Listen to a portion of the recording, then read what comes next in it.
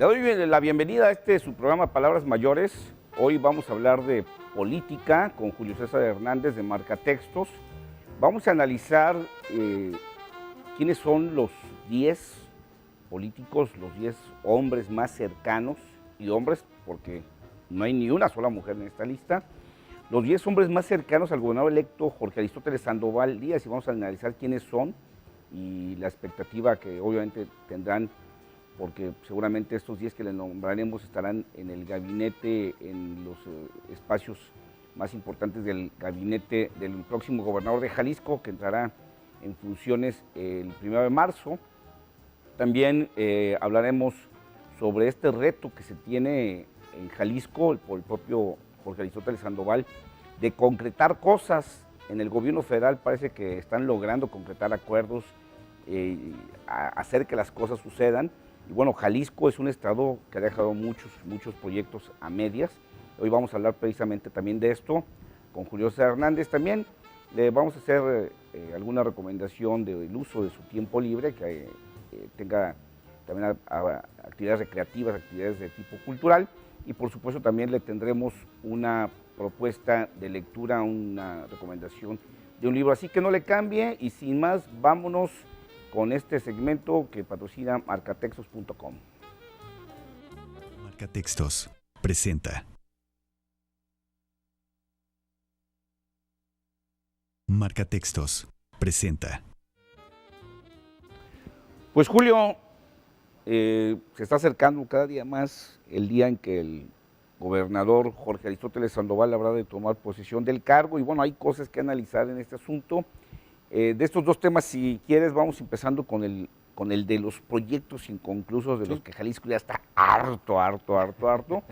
Y bueno, Julio, de alguna manera el gobierno federal de Enrique Peña Nieto en estos días que lleva, de alguna manera sí ha demostrado capacidad de operación política, capacidad de llevar a cabo acuerdos, incluso de llevarlos, de concretarlos por lo menos en el caso de lo que ahorita reformas legislativas, en asignaciones de presupuestos, y con tiros y tirones han sacado las cosas como se lo han propuesto.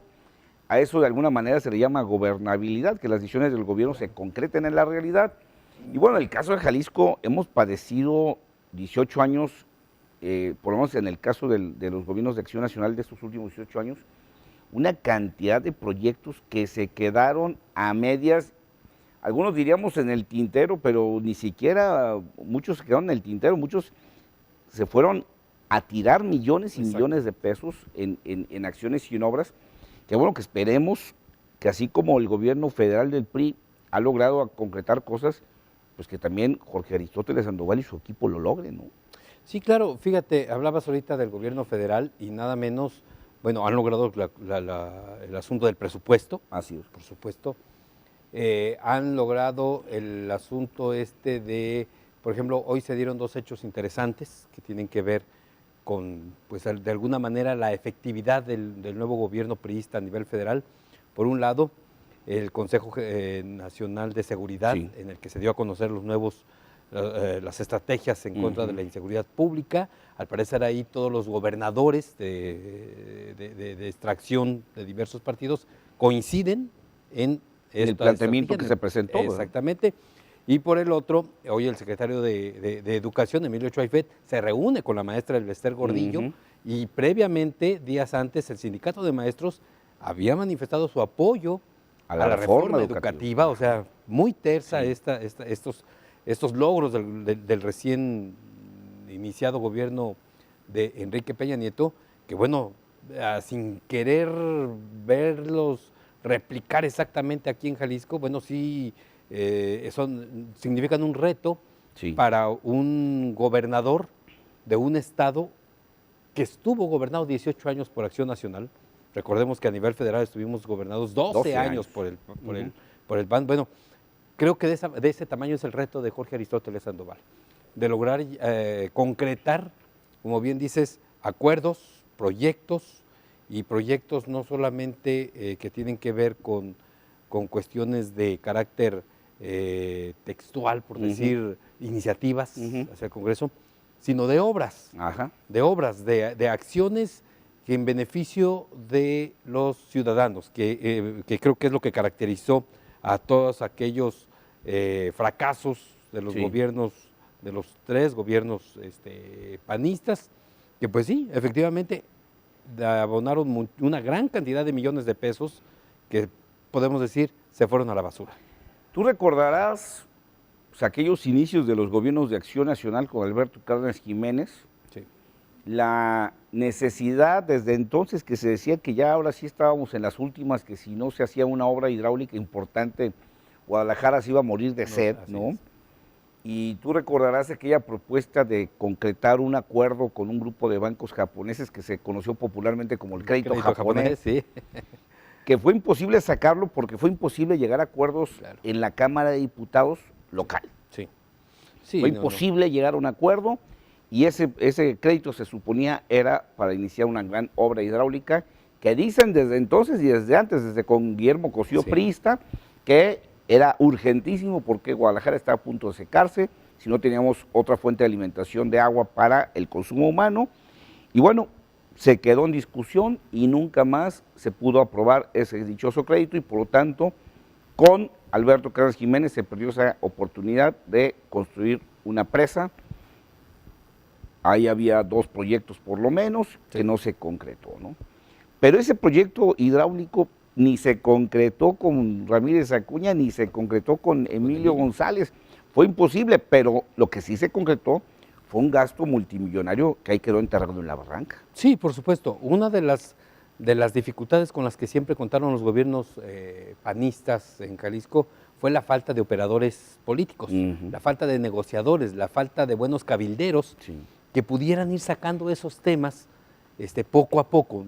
Recuerdo lo del crédito japonés, bueno, pues era un enfrentamiento entre panistas y priistas, a ver quién... El PRI recién llegado a la oposición, claro, y el PAN con aquello que se llamaba en aquel tiempo las novatadas, ¿no? Las novatadas. El problema de Acción Nacional, el problema de Alberto Cárdenas en ese momento fue que vendió la idea de ese proyecto para...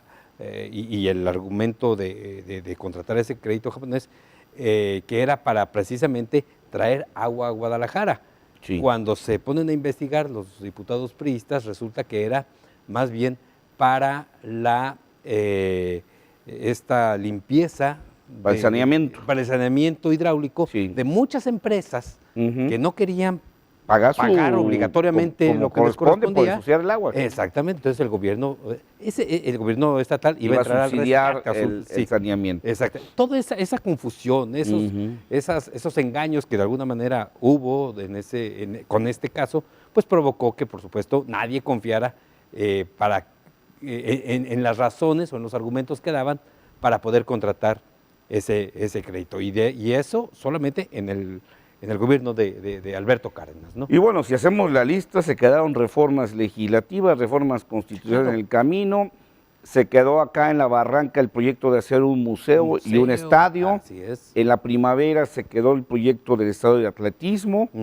Acá en la costa este proyecto multimillonario de Chalacatepec, donde por cierto hay un montón de dinero de los trabajadores del gobierno del estado y los ayuntamientos, a los que ahora pensiones no les presta dinero, pues ¿cómo les va a prestar?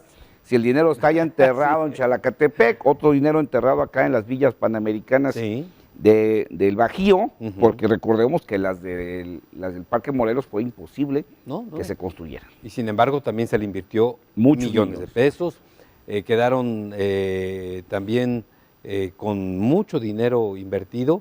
El caso de la presa de Arcediano, que también mucho dinero está enterrado que ya no sirvió para nada, porque ese dinero se perdió. Puerta Guadalajara, otro del Ayuntamiento tapatío de Alfonso Petersen. Bueno, creo que podemos hablar de muchísimos proyectos inconclusos, solamente de obra pública, a la que se le invirtió una cantidad enorme, millonaria, de pesos, y que bueno, ahora sí que fue dinero tirado a la basura. La elección del nuevo presidente del Supremo Tribunal de Justicia que se realizó la semana pasada, la que gana el magistrado es de la Vega Pámanes o algo así. Luis Carlos de la Vega Pámanes. Ajá. Luis Carlos Vega Pámanes. Donde hubo una clara intervención del equipo político del gobernador electo Aristóteles Sandoval. Con lo cuestionable que puede ser la intromisión de un poder en otro, finalmente creo que la intención de Aristóteles Sandoval y su grupo político era decir, señores, no se volverá a repetir más lo que sucedió en el Congreso, donde nos descuidamos y nos chamaquearon. Así es. Ahora les vamos a demostrar, aunque sea la intromisión en un poder diferente, que vamos a operar políticamente. ¿Lo entiendes así tú? Sí, pero además no me extraña, porque finalmente esa ha sido la tradición priista. Recordemos que los anteriores presidentes del Supremo Tribunal de Justicia, bueno, primero, quienes iban a ser presidentes del Supremo Tribunal de Justicia, entiéndase del Poder Judicial, iban y hacían antesala en la oficina de Casa Jalisco del gobernador, en espera de que el gobernador les confirmara que eran... ¿Quién era el bueno? Así es, ¿no? A mí me tocó ver a quien iba a ser el presidente del Supremo Tribunal haciendo antesala en Casa Jalisco. Así era antes, o sea, no nos extrañe ahora que siga siendo lo mismo. Sí, que debería de respetarse. Y que debería de enojarnos el que se vuelva una práctica que ya era añeja y que creíamos desterrada. Bueno, pues sí, debería de enojarnos. No creo que, como bien dices, no debe de darse esa intromisión de un poder en el otro, ¿sí?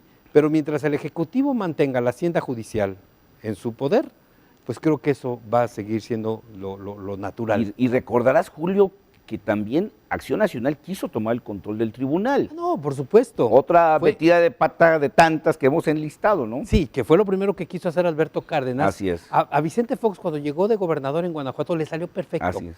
Porque Fox fue llamando a cada uno de los magistrados y dejó al final a quien era el presidente del tribunal allá en Guanajuato. Sí. Y cuando el presidente del tribunal dijo, pues déjame consultar al resto, dijo, no te preocupes, todos... los restos ya están de acuerdo. Y todos se fueron, todos los magistrados. Sí, aquí fue hecho con las patas y se le revelaron y por supuesto que no lo pudieron al primero que Raúl Octavio Espinosa, entonces secretario general del gobierno, mandó llamar fue al presidente del Supremo Tribunal. Bueno, pues esperamos. Y el presidente le dijo, pues déjame consultar a los míos. Pues ya nunca pudieron, claro. Supuesto. Aunque luego les ofrecieron un billetote para que se fueran. Bueno, vamos a una pausa, enseguida vamos a regresar. Vamos a hablar ahora sí de quiénes son los 10 personajes políticos más cercanos al gobernador electo Jorge Aristóteles Sandoval. No le cambie, comuníquese por las vías que están apareciendo en su pantalla.